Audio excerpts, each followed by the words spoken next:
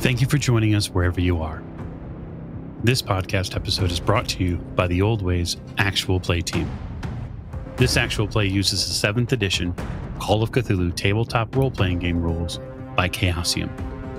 This actual play is performed by adults and in an adult setting. While we try very hard to stick to language for all ages, listeners should know that this podcast may include mature themes. All content, including names, places, events, companies, and etc., that may bear resemblance to entities living or dead, is strictly coincidental. My name is Michael Diamond, and for tonight's game, I will be your keeper.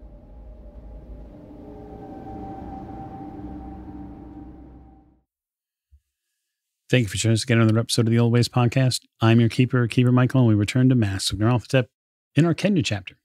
And so, as we'd like to do at the top of the show, we'd like to thank you, the listener, and especially you, the Patreon supporter. If you've not had the opportunity to support the show on Patreon, you can at patreon.com/theoldwayspodcast. And we would heartily appreciate your follow on social media, including YouTube. We have some fantastic things to show you, sites which you are not yet prepared for. But we need to prepare for this episode, and we'll do that by introductions. And so, to my right. This is Tiffany, and I play Meave O'Shea. And we're in this big white hotel. That's very true. It sets nicely against your bronzed skin. And to Miss O'Shea's right. This is Morgan. I play Lillian Lane, and I am really glad I get to get a hot bath and put on some fresh clothes. Yeah, no, certainly the earth under your feet is now steadier than it was. You are no longer on a ship, and you're smack dab in the middle of the whitest building on earth at the end of the table. This is Jake. I'm playing Jack Doyle, and I am really excited to once more get down to finding clues and rooting out the evils. It is just ahead, guaranteed. To Mr. Doyle's right. This is Lonnie, and I'm playing Robert Drummond. And lately, I've been knocking over local businesswomen with the help of the police. Yes, yes, that's very true. Very true. And to Robert's right. Hi, this is James, and I'll be playing Dr. Sigmund Tartenbach. And so far, this town is nice. It's not burning, and the food is fantastic. So far, so good. Last, most certainly not least. This is Alex playing Sambalon, who finds the locals in Mombasa to be delightful people. It seems so. You made a friend the last time you were out, and we'll see how many friends that we get to make now. As we raise the curtain tonight, we'll do so as nightfall falls on the hotel. You've had the opportunity to settle into your rooms. These are single occupancy rooms, unless those of you are continuing your marriage charade. And then, of course, you'd be allowed to sleep in the same room. There are no large sort of commingled suites. It's single suites for everyone here. And the hotel is happy to offer you a wide selection of dinner options, including some wonderful and fresh fish. Great. Fish. Hungry for fish, Jack? No. No? I don't think I ever will again. Well, luckily that there are some beef options as well. In the belly of this hotel, this 3-floor hotel, you get served at a long, broad table. It's pretty extravagant in here. It's pretty telling who sort of pulls the levers of power in the city. You saw it on the way in, you see it here. Lots of white uniforms worn by lots of locals, that up to and including the people who manage the hotel. Yeah, I can't wait to get out of this town or city. I'm finding I'm not wanting to walk the streets here as much as usual. Yeah. The local flavor does not taste local. Kenya became a British protectorate around 1887. So the things that are here are still sort of generationally fresh. And that does seem to affect a lot of the things that go on here in the city. The meal is fantastic. The drinks are very well done. The service is excellent. Well, So what are we going to do tomorrow? Well, the only thing we have to do in this town is if we want to see what or where the Collingswood house is.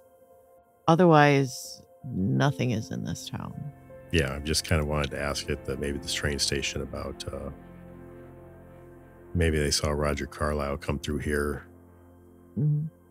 I don't know if he would be in a populated place, but... Well, he'd have to land somewhere. That's true.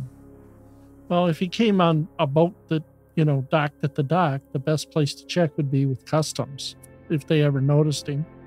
Is he noticeable? Oh, he's very noticeable. Well, those would be the guys to ask. Right. Well, I guess we can look into those two things. Okay. We also have to find out when the trains leave for Nairobi. Sounds more like a minor stop for one of us. Yeah. And we could probably find out from the front desk.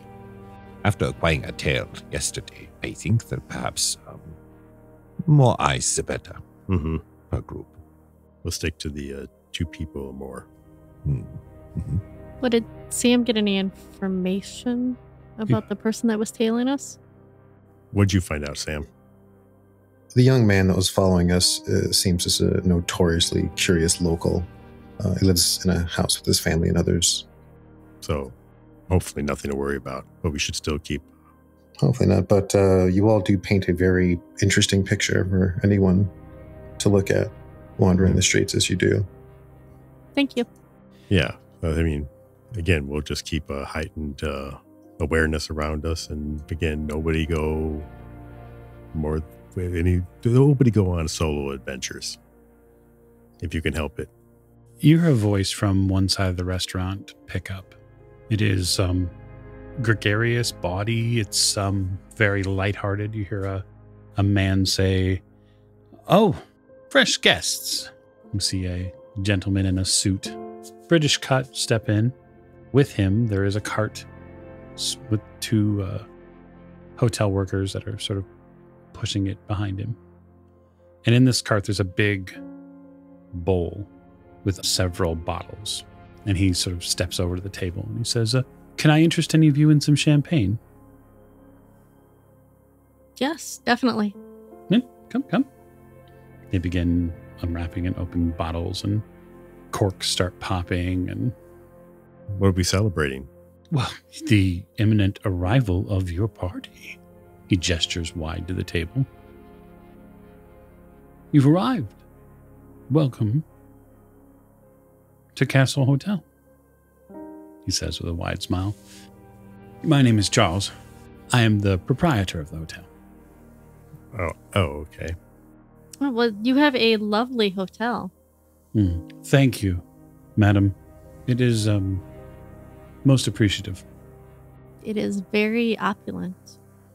Indeed. It is the star of Mombasa. All of the best people come here, which is why, of course, you're here. Yeah, I couldn't even say it better myself. He tucks into his jacket and pulls out a cigarette case and offers you a cigarette, Jack. Oh, thank you. So what brings you to Mombasa? We're following a trail for a story. A story? He sort of readjusts a little bit, physically readjusts, looks each one of you at a little bit. Is this perhaps a cadre of writers from Paris? My dear, you are quite exotic. The makeup must be Parisian, yes? Some sort of beautiful mask? Yeah, something like that. Oh, it's fantastic. He sort of puts the cigarette case away and then offers you a light, Jack, and then has one for himself. And then you'll have to tell me where you got it in Paris. I absolutely must have it here. Must have it here. They circle in more champagne. So, you're on a trail. There are many from this place. Will you be heading inland, perhaps? Yes. It's cooler inland, you know. Is it? The temperature comes down quite a bit. We do our best that we can here at the hotel with the fans and with the way it was constructed. to try to keep it cool, but the coast is hot. So you say all the best people come through here, huh? Indeed. You wouldn't happen to remember a few years ago, party of an Egyptologist, playboy, Roger Carlyle, ring a bell? Oh, the expedition I'm familiar with, yes. Yes. Although they did not come through here. They didn't. Not this Hotel. particular hotel. I just would assume that they would have come to this hotel. No, they were put in private lodgings when they arrived here. No. Do you happen to know where that's at? Where that was? It's not too far. Yeah. Yep. Are you on their trail? They did, of course, meet a Grizzly End, yes. quite fateful. Mm-hmm. Yes, we are we're writing a little thing about what happened. Interesting. I remember months after it happened, Roger's sister Erica stayed with us before making her way to Nairobi. Mm-hmm. Interesting woman. Very. And I remember her Mr. Gray being very particular about what floor she was on, where she was staying at. He had some very particular outlines. Yes, he was a professional. You know him? Yes. Or, yeah. Oh, he knows Erica very well. Really? Fantastic. Well, you must tell me more. How did you come to meet Erica Carlyle? Following this story, actually. Obviously, we would talk to as many people connected to it as possible. And she was very forthcoming. Well, wonderful to hear that she was very forthcoming for you. So, you tracked her and the story all the way to here. Yes. That must mean you're going to eventually make your way north on the train. Well, I wish you the best of luck. They did, of course, put several people to death over what happened. Yes, I am aware of that. Locals, wasn't it?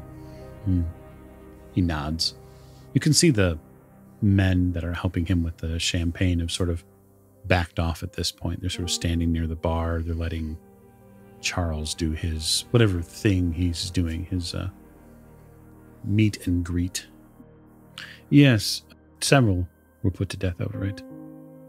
As for the Collinswood house, it's not too far here. There's a street. I can make sure that the front desk has the address for you. Oh, well, thank you. I would recommend in the morning past maybe 8. Very good. You've been a gracious host. Well, that is my job and my purview. Now, is there anything else I can attend before we let you get back to your food? No, I think everything is tucked away. Wonderful. Come, gentlemen, let's go meet some more guests.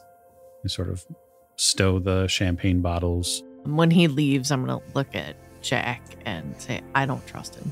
No, I don't trust him either, but I think that when we do go north, they're going to know. I think it was a fair guess that they would know already. Well, that's true. But he did have an interesting reaction when talked about the executed locals. Yeah. I wonder if he knows more than he's letting on. Well, he probably knows that they weren't the cause. Obvious question for the new guy here. Didn't they find the bodies like a year after the expedition disappeared or something like that? It was a significant time, yes. Yeah. So how exactly do you find murderers in the bush after that long? Mm-hmm. Especially considering that none of the Carlyle Expedition was actually murdered in that. Well, dinner wraps up, and you're all back off to your rooms afterwards. Unless anyone's making a specific change. Oh, I'm not staying here. I don't blame you. Nope. No, and when the party breaks, I am going to make my exit. I'll watch the hotel in kind of like a, half asleep, half awake, kind of dreamy state. I'll find a place to lurk, We kind of take in the night. And I also want to make sure that there's, no one like me out here also spying on the hotel in the middle of the night that's just not moving around. Who would do that, really? Oh, I don't know. You would. I would. Yeah. I have. Come to think of it, I've done that exact thing. You actually have. Yeah. Hey, Lillian. So I get a nightcap. Sure. That sounds great. At the bar. Yeah. Okay. Yeah. The two of you get a drink. Characters rest, whether they be inside or outside the hotel. You are able, Sam, to find a place to watch the hotel from the exterior. That's not difficult. I'll have you give me a luck roll. It's 47 under 59. Yeah, so you don't get, seemingly do not get pickpocketed in the middle of the night. You manage to find a place to hole up that doesn't get you too chewed up by local bugs or anything else that might be around. Yeah, I mean, I move around a little bit here and there between my naps. Would you say they're cat naps? They're a little longer than that. Yeah. So morning arrives for all of you. Some of you are a little bit more well rested than others. Although you should all, at this point, be at full HP and full MP from all of your time spent. Even you, Miss O'Shea. I guess it depends on how strenuous it was. The nightcap, it was just one drink, Jack. Jesus. Slow down. Some of us don't need to have like 5 drinks. Slow down, buckaroo. By morning, the investigators will just say we'll have risen, eaten, etc. If they're going to go check out the Collinswood house, we can move to that. Yes. All of us? All together, all at once, all for you. I'm just asking. I don't have a preference. I'm just asking. No, I guess we all don't have to go.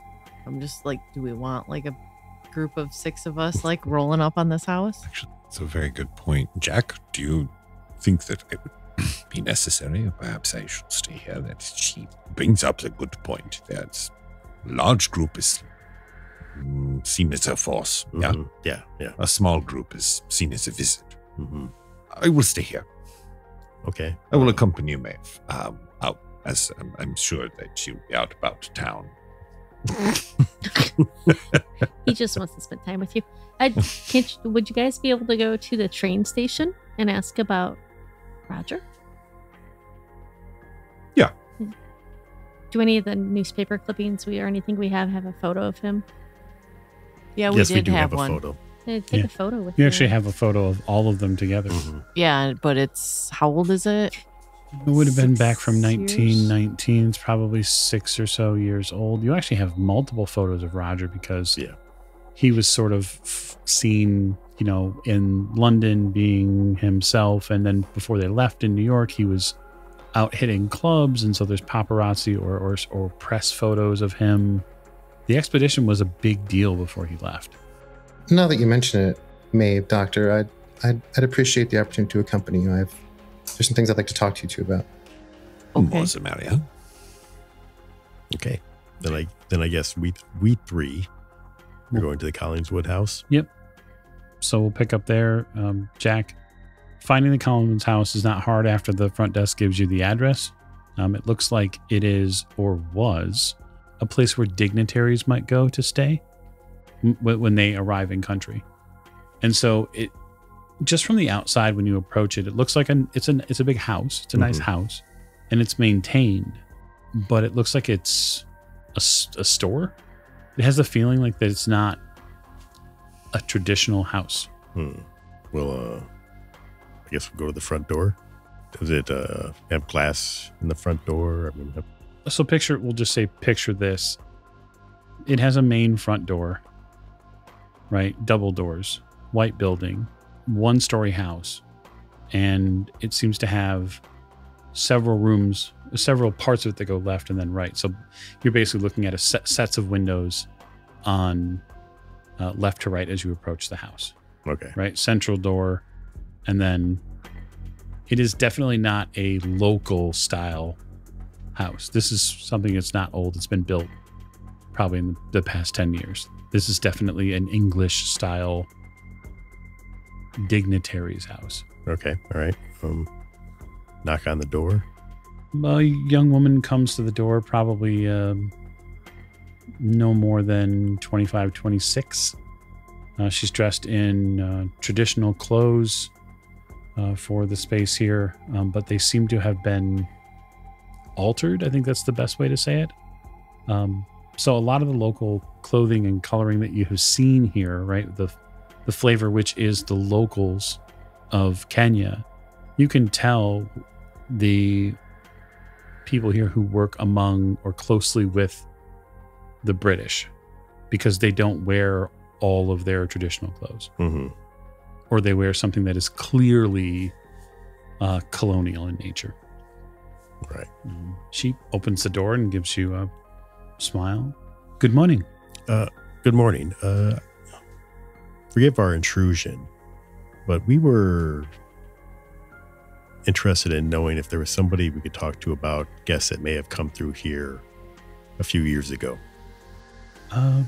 Of course. Won't you come in? Yes, certainly. She walks you in, and you enter a long, sort of grand entrance space. There's no staircase up to a second floor, but you see deep into the house, probably a good 30 or so feet.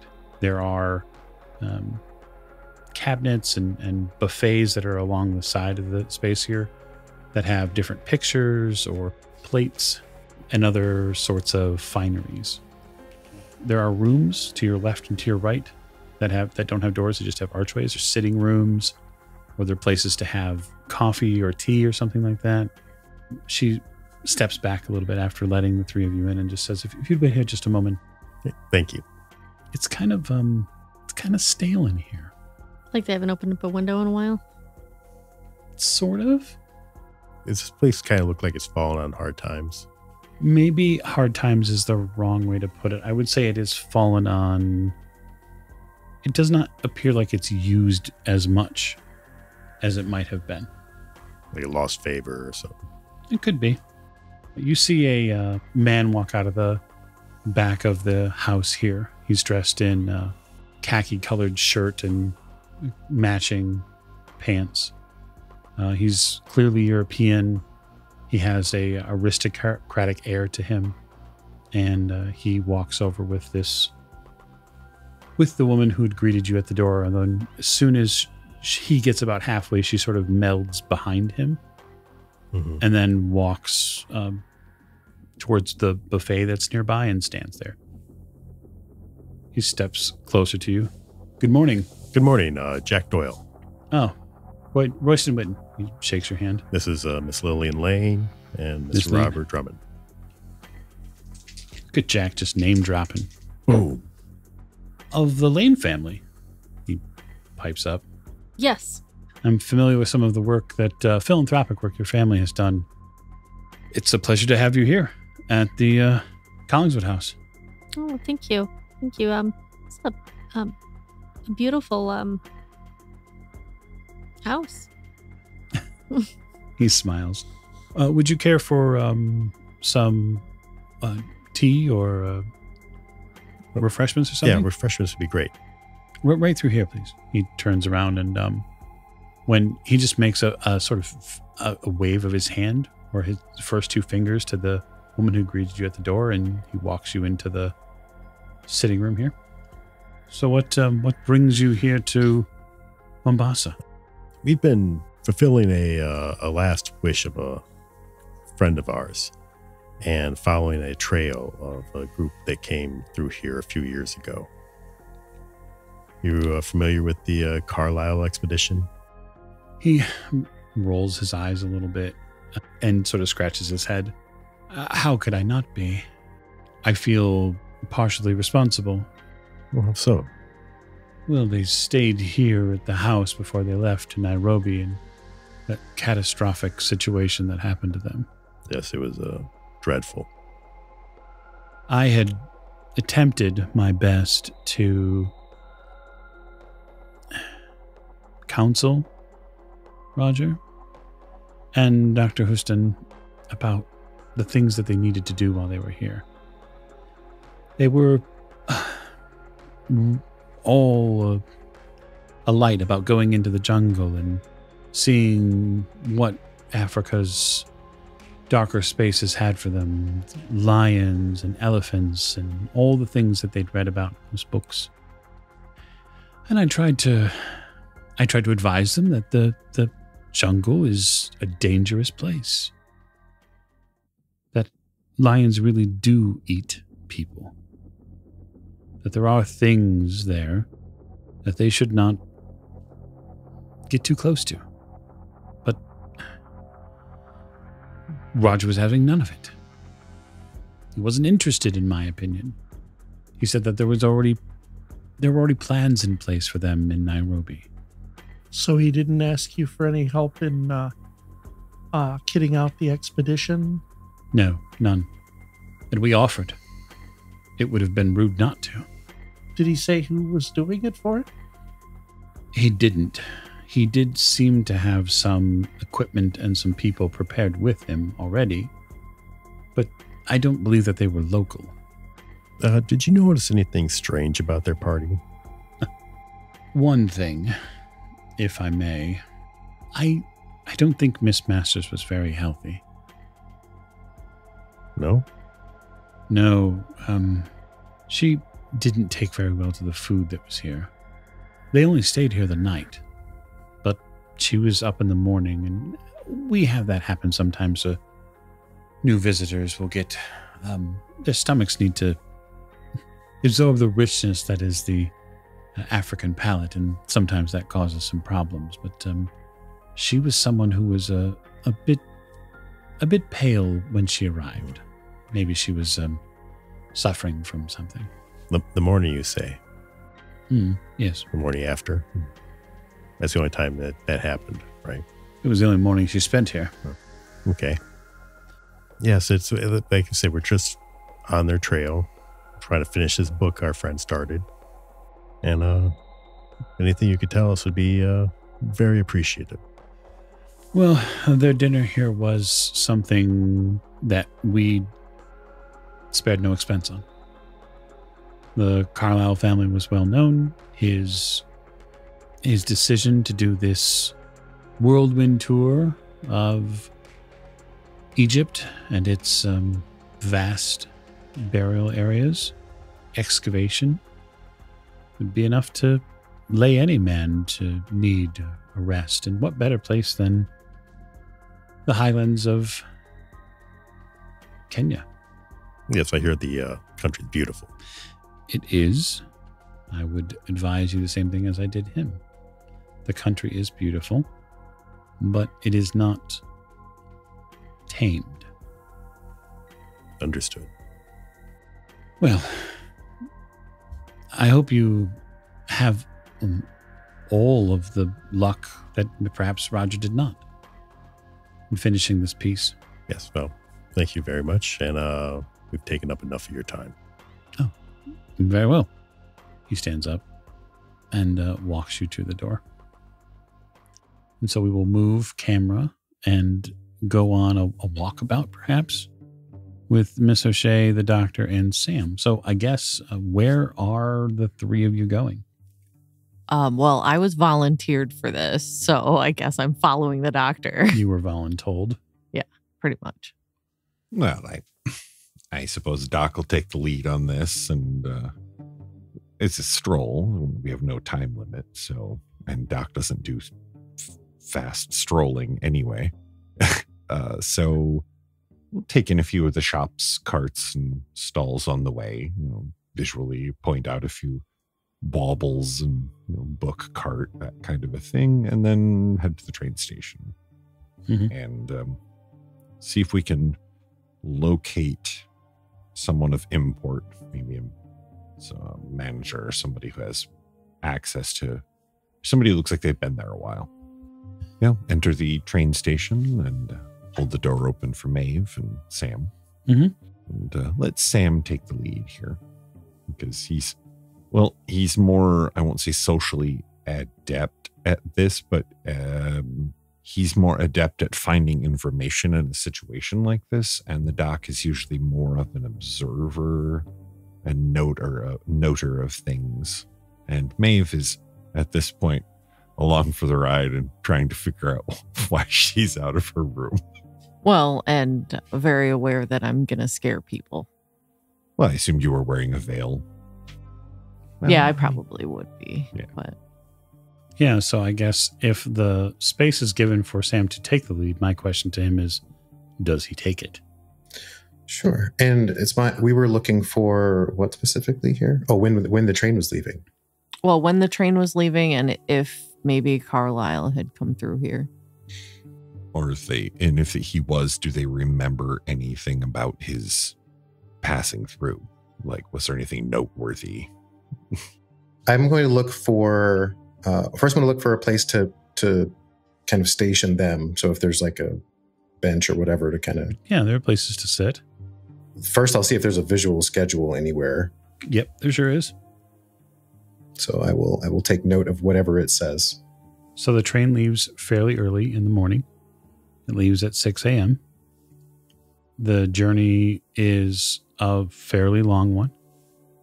So you see the route listed in kilometers. So it's like, what, 1,200 something? 1,300?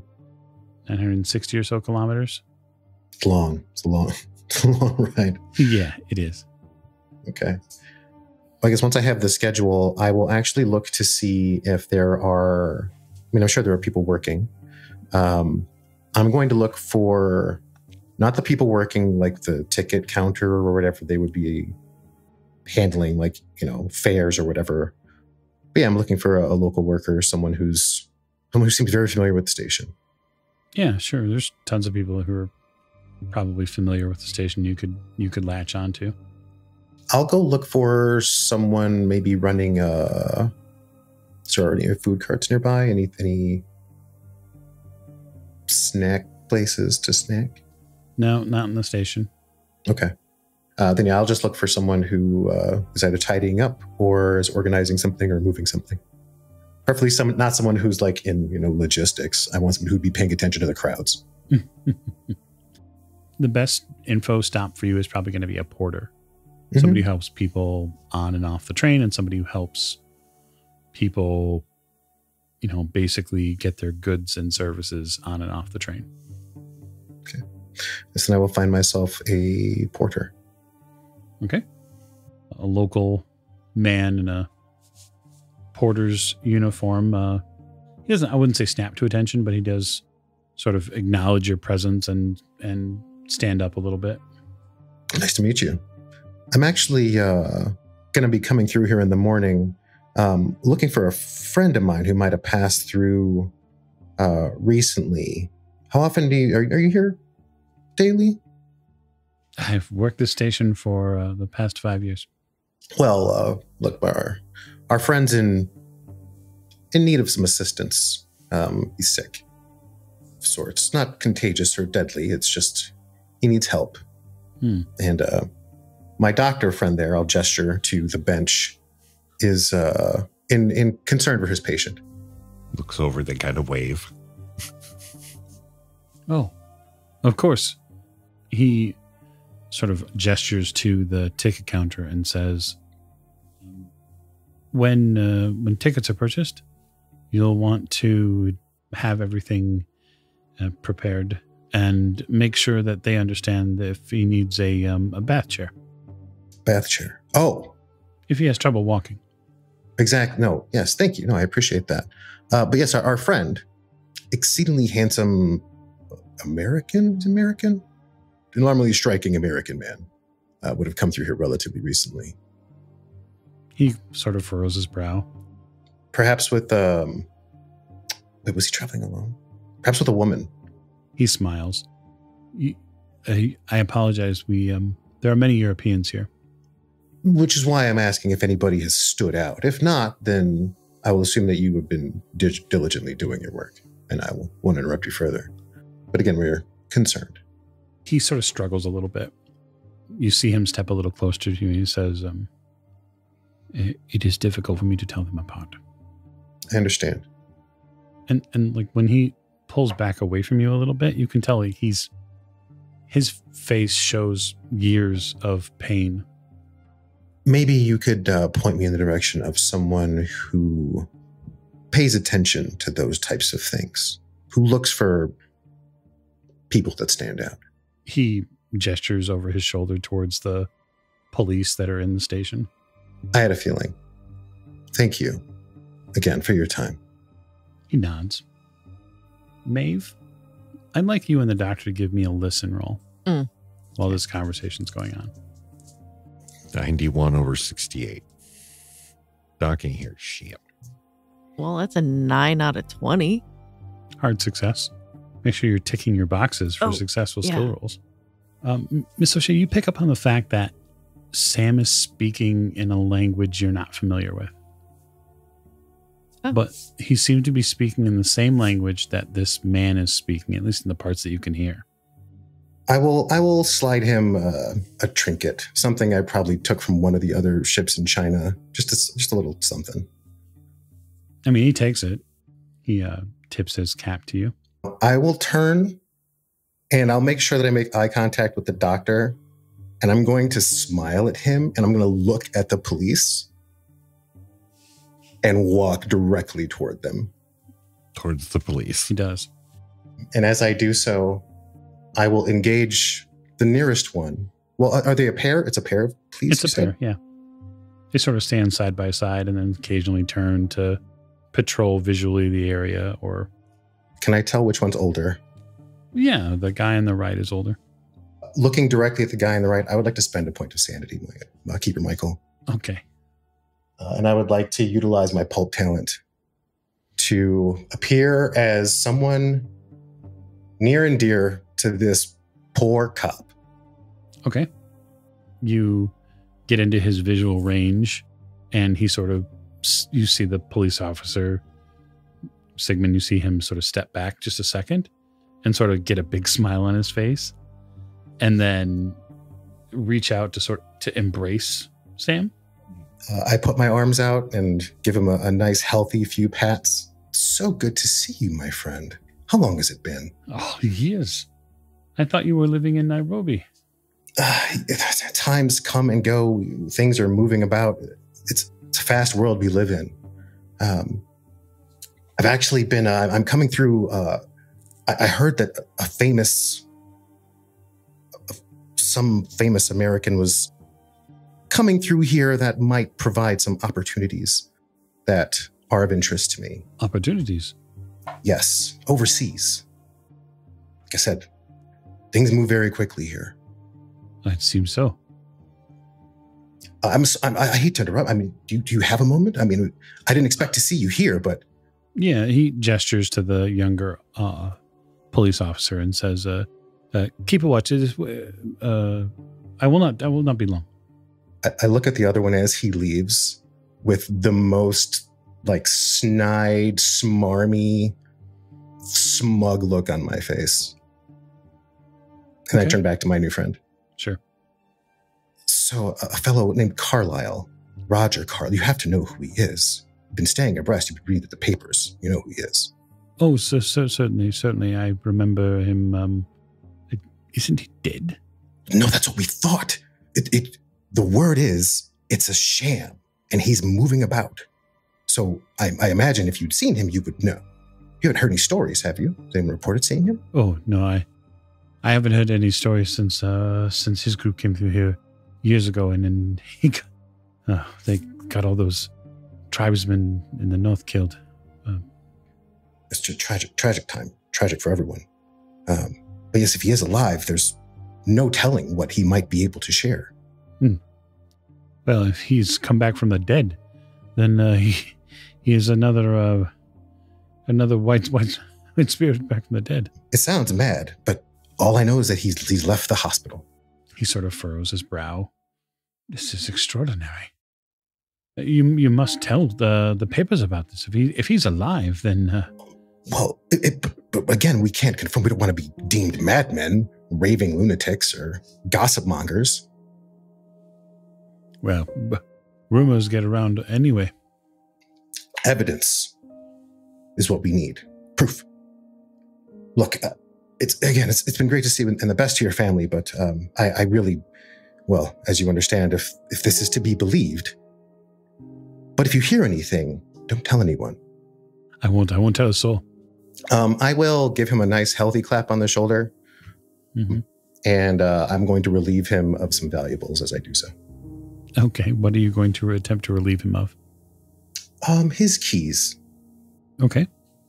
That'll be sleight of hand versus spot hidden. It's a contested roll. Yep. It is a 21 under 67. So that's a hard success for me. Okay. You know what? I think he has a hard success as well. So was it skill versus skill? What does that mean? Yeah, so it's hard success versus hard success, which means technically no one wins unless you want to push that roll. And I have to push. If I push it, I have to get an extreme. Yeah, or you have to spend luck down to an extreme to beat his hard. An extreme for me right now would be 1/5. So like 5. So I can spend like 7 luck then? Yeah. Right, to get down to like a 14? Sure. So when he goes to look at me reaching for his keys, I will point the other way and so, there he is! And I'm going to grab his keys. So you point and you sort of deflect his vision long enough to get his keys or something in his pocket. You're not really sure if he has keys per se, unless you mean like police jail keys or something like that. Well, I just assumed he had something jingly attached to him or near him or on him. If he doesn't, then I'll take it out of his pocket, whatever's in there. You just take whatever's in his pocket? Mm-hmm. Okay. You reach into his pocket and you pick it. What you find in there is some local currency. That's going to be useful. I'm looking for some of that. Oh, never mind. Sometimes these Americans all look the same. It's the lighting. It's the lighting. I'll just kind of start walking away. Okay. You walk away. So the group does come away from the train station with some information. There's some visual stuff that you'd pick up as well while you're sitting in the train station. One, there are essentially 2 types of tickets that can be purchased. There are first-class tickets, and there are not first-class tickets. A nuance the two of you would likely pick up on while Sam's running around and messing with the police and the porters is that only certain people get to buy first-class tickets. There are no first-class tickets being purchased by anybody who's local or Indian or Asian. It ain't happening. The other nuance that you'd probably pick up on is that the journey to Nairobi is anywhere between 15 to 18 hours. It is a significant ride. And so when it comes to comfortability, making that long trip in less than comfortable conditions is something you're going to want to weigh heavily on whether you choose to do or not. And have we seen the train coming through? No, it left early at 6 o'clock. Okay. But it does say that the train to Nairobi is a class train, right? So it's maybe not, it's by no means the Orient Express, and there is no sort of Pullman sleeping car. I think, honestly, this train is probably our best bet, my dear.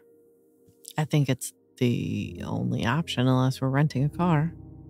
I come walking back counting money. But I think we're going through desert then.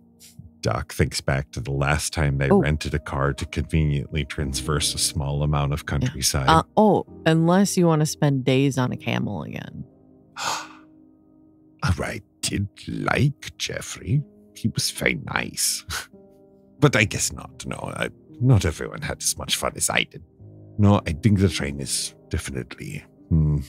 So to be clear, there is no other way to get to Nairobi other than the train or some sort of pack animal that you would ride, and you would be talking about several days. Days, right. And I just want to go around the table and ask what your ride skills are, because that'd be a hoot. Okay, Morgan. We know you're good at riding. We know that Miss Lane has got the ride skill. She does. Her families are equestrian people. So the train leaves at 6, But the locals and the police haven't seen anyone looking like Roger. Mm-hmm. Yeah, I really didn't think he'd come this way. If anything, he probably came in Egypt and went that way. It was worth asking. I mean, yeah, no, definitely. Because he stayed here, I really just didn't think that he'd risk being recognized unless he's like that Looney Tunes that he doesn't care. Or he's not here yet. Because he's swimming. I don't know. Maybe he's flying. I mean, it's possible. Do you feel as though we should buy the tickets now? We are here. How much are they? If you think we can afford tickets for the whole party, probably we have to wait for Lillian. Or Jack, because isn't he the one that's got the Elias money? Are we waiting here? Oh, no, I don't think we're waiting here. We can go. Yeah, we can sojourn back to the hotel. So, yeah, about that. Mm-hmm. I'll wait until we're walking. Unless someone sit in the train station talking. Yeah. You're walking back to the Casa de White Boy. So on board the SS Minerva. Mm-hmm. You learned a language? I almost said it. No, I didn't actually. I performed a ritual which put me in contact with a shadow of Bast. And she shared mysterious wisdoms with me. I would not be so naive as to call them gifts. Yeah, no, none of these things are gifts, but I have committed myself to the eradication of the horrors that plague this world. Oh. Kind of like what you have been side-eyeing me about for, I don't know, about a year now? I'm choosing to share this with you because there are no others in this world I can afford to trust with my future, my life. You are the closest thing to family I have. I appreciate that. You just got to understand how it is a little upsetting. I think perhaps this is a fantastic time instead to heal a wound. So, well, anyways, what did Bast want you to do? To do the work. It's not servitude. I mean, it's service. I'm performing a service, but we need to be willing to and able to protect our own. I mean, I've been an extension of the will of others before. This is a purpose I aim to fulfill willingly, emphatically. I have been, but the blade of lies is gone. Reforged, eradicated. I throw back like the kind of drape that I'm wearing and there's no machete. This is good, Sam. I do not feel that carrying that was doing you any sort of service. It was reforged by Bast. Yeah, because it didn't turn out well when you made it. Well, I got the ritual from you. Who's pointing fingers? Just because I have something doesn't mean that I make something. Like I told you before, I don't do those kind of things. Look, yes, Bast gave me the ability to curse to communicate with those who fall under her purview, from what I understand. And these people need our protection. So we're protecting certain people, not like everyone? The people that need our protection, from monsters, human and alien, their power-hungry pawns, machinations of these. Did we forget what we were doing? No, never have. You seem upset with me, and I need to understand why. If you want me to tell you what led me here, I mean, I can, but I feel like it's self-evident. I came into this knowing little, only what Elias taught me, which was that the powers were bad and we needed to kill them all. When I came to you, that was the service I was performing. So to see you walk with it, yes, I saw you as one of potentially the things. When Elias said to protect them, I thought maybe I had to protect them from you, from yourself. And I was wrong. That's all I needed. I just want to make sure that the help that you're getting doesn't mean that it's different from what I'm doing. I mean, it is fundamentally because of who we speak with, but it is still help. If you need me to say that, I've not passed any judgment on you for what you've been doing. Through China, the eyes, none of this I made mention of. That's true. That is very true. It has been a while. And maybe that's a me problem and not a you problem. Look, I just wanted to be honest with everyone about what is happening with me. So is that why you can speak other languages? As I said, she needed me to be able to speak with those who fall under her umbrella, her embrace, the people of this land. Okay. Well, no, that makes sense. I already speak English. It's kind of like I already read English. So the upside to all of this, outside of, she left me with hope that there is a chance that not only we survive this, but that doom is not inevitable. Well, I've always had hope that we would make it on time. And if not, we'd interrupt it enough that it couldn't be finished. So I'm glad that you have found that too. But yeah, I mean, I don't know what you are willing to do or that's none of my business, but I will tell you that I will stop this even if it means that my body stays here on this continent. Okay. And if that is what it takes, then I will stay as well. So the two groups invariably make their way back to Hotel Castle and confer at some point in an area about what they've learned. So please confer. Tickets are expensive. Yeah, they are not cheap, Jack. We will need to access some of the group funds. Yeah, that won't be a problem. I think we have to go to Nairobi. It's going to be like 18 hours. Yeah. And while I did lobby for the camels, they have decided that the train is apparently more, 18 hours or accessible. 3 days. Yeah. It'd be like camping. No, it would not. But on a camel, I know, yeah? Actually, it's in Mombasa. There would not be camels. It's probably like It's not Mules. desert at all. It's lowland foothills and more So jungly. donkeys. Bring on the donkeys. Well, yeah, probably. Yeah. and mules and yeah. Mm-hmm. Or cattle of some sort, like oxen or When does the train leave? 6 a.m. 6 a.m.? Okay. So we have a little bit of time. All right. So did you find anything else out? Cops, reporters, no word on Carlyle. yeah, I don't think he came this way.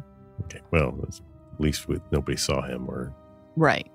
I mean, for all we know, he's somewhere totally different, but I mean, it doesn't hurt to check since we know he left the hospital.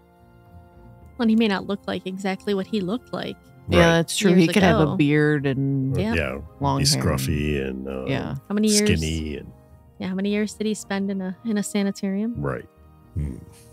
I'm sure they weren't, giving him 3 lovely meals and a. Well, it depends who paid for it and what hospital he was at. Well, I think Brady spent everything he had to get him in the best hospital in Hong Kong.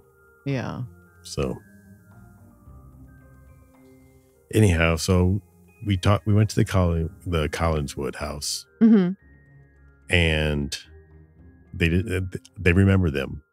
being there. Apparently they tried to give them advice and they wouldn't take it. They said they already had something set up, which makes sense. Mm-hmm. There's another little point that I find very interesting. I think Miss Masters Mm-hmm. is the carrying the vessel for the child. I know it's been several years. But we have no idea. I was specifically told by someone about her getting more sick the longer they were together, but Penhew got younger. Would you like some help? Yes. Okay. Can I phone a friend? Sure. I think that the information you have in your memory would be that when after they left the inside of that pyramid in Egypt, this would have been Brady talking, you would have been told that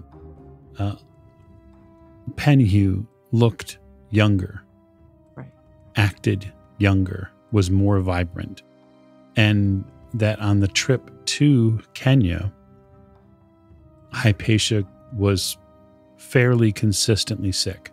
Mm-hmm. That's right. Yeah. But again, I'm not discounting your leap in logic at all, Jack, but it has been several years. Yeah. Do we even know that Masters is even still alive? Well, we don't. But what I'm saying is that do we have any idea how long it takes to gestate a god? No. Gestate a god? You don't. Well, that would be or my assumption was that Penhew is feeding off of her vitality to keep that himself could be younger. That could be true. Can we get back to the giving birth to a god thing? Yeah. What's that about? Don't you remember? Yeah, in the pyramid when we spoke with the Black Pharaoh and we read the walls and we had the date and yeah, there's a day next year in January of next year, I believe. Sure. November of this year. This is January. Was it January? Okay. It's January. This is the woman that was traveling with Penhew? Yeah, Yeah. Masters was. Yeah. Oh, I don't remember hearing anything about a child or a child god is new to my No, we talked that Yeah. happened in the during the pyramid. when we got trapped in the pyramid. We all talked about that because I read some of the walls and then I thought the Pharaoh was bragging about it, that he would be reborn right into this world. Maybe I just didn't put it together. Yeah, I mean, it's also, you've been through a few things since then. That's true. So we're going to get split up on the ride in. Can you not ride with us even if we claimed you were... It'll be fine, Jack. I mean, you might be able to get more information. Like I said, I want to be in that other car, so we can meet each other at the exit in Nairobi or any other stop. All right. Yeah, see what you can find out about if there's any information, because the letter from Jackson seemed to indicate that these locals have a different story about what happened. Right. Well, if we're going deeper, then at some point we're likely to encounter our, whatever the extension of the cult is. Is it the Bloody Tongue here? Bloody Tongue. Yes. Yes. So if they're not already on us, I expect they will be shortly. So is the plan then to secure tickets for tomorrow's travel to Nairobi? Yes. Okay. So who will be picking those tickets up? I'll pick them up. Okay. So you are picking up 6 tickets Yes. to Nairobi. 5 first class. 1 other. Steerage or whatever. Actually, when you get there, the tickets that they'll sell you are the first class car, and they would sell you a third class car. Man, didn't get second. Let you know that the dining car that is available is only available third class after first class is finished with it. Okay. You spot one thing while you're at the train station that sort of gives you pause, because you're probably arriving there a little late. There is another class of passenger. And that's a flat car. Oh, wow. For that fourth class. They don't put a class on it. Yeah. And so you return to the hotel with tickets and make preparations then to head to Nairobi, which we'll get to next episode. So thank you all so much for joining us on this episode of Masks of Nyarlathotep.